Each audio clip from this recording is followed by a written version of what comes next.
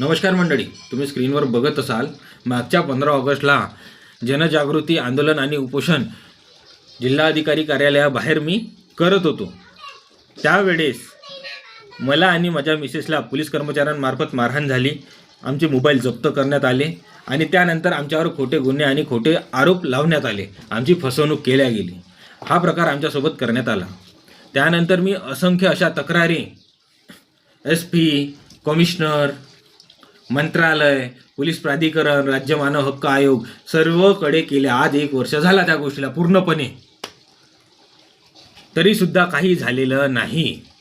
मी माहिती मागितली असता माहिती त्यांनी काय दिली, 15 ऑगस्टचा CCTV फुटेज देण्यात यावा म्हणून त्यांनी मला उत्तर दिलं, संभाजीनगरला याचा CCTV फुटेज आहे, तिथून तुम्ही व्हिडिओ घेऊ शकता बा, या प्रकारची माहिती दिली। त्यानंतर तिथे विचारपूस केली असता त्यांचं म्हणणं असं आहे की हा CCTV फुटेज उपलब्ध नाही। त्यावर आणखी मी माहितीचे अधिकार टाकल्यानंतर माहीत पडलं का CCTV फुटेज अवेलेबल नाही।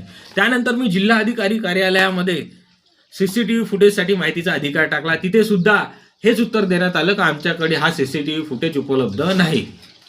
ह्या प्रकारचा विषय 1 वर्षामध्ये झाला आणि त्यानंतर ही सर्व सत्य परिस्थिती, जो प्रकार शहर पोलीस स्टेशनला चालू आहे, तो प्रकार घेऊन, तो जनतेवर होणारा अन्याय घेऊन काही लोकांना मी SP ऑफिसला घेऊन गेलो।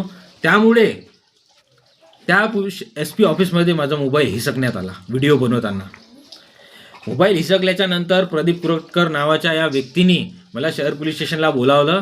4 वाजता मी शहर पोलीस स्टेशनला गेलो। त्यानंतर मला डायरेक्ट एका रूममध्ये एका मोठ्याने बंद करून दिलं। बंद केल्याच्या नंतर माझा आयकार्ड मोबाईल जप्त करण्यात आलं पत्रकारितेचं।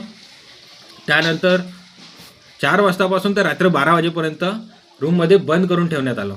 बंद करून ठेवल्याच्या नंतर विवेक सज्जनवार सारखा व्यक्ती, यांचा चमचा, गुलाम, या पोलीस कर्मचाऱ्यांचा गू खाणारा माणूस तयार केला यांनी FIR देण्याकरता। त्यामुळे माझ्यावर देशद्रोहाचा गुन्हा दाखल करण्यात आला आणि मला रात्री 12 वाजता लॉकअपमध्ये टाकण्यात आलं। म्हणजे FIR व्हायच्या आधीच यांनी मला अटक केलं होतं। अटक नाही, त्याला किडनॅपिंगच म्हणल्या जाते। मला किडनॅप केलं होतं यांनी। हा प्रकार माझ्यासोबत शहर पोलीस स्टेशनला घडला। आज 1 वर्ष झाला तरी सुद्धा त्याची चौकशी झालेली नाही, त्यांच्यावर कुठल्याही प्रकारची कारवाई झाली नाही। असंख्य तक्रारी करून सुद्धा याला कारणीभूत आपले लोकप्रतिनिधी, नगरसेवक, आमदार, खासदार, लीडर, पुढारी, मंत्री, प्रधानमंत्री हे सर्वस्वी जबाबदार आहे। हे त्यांची पाठराखण करतात आणि पोलीस कर्मचारी त्यांची भाड खातात, दलाली करतात। या प्रकारची अवस्था आपल्या यवतमाळ जिल्ह्यात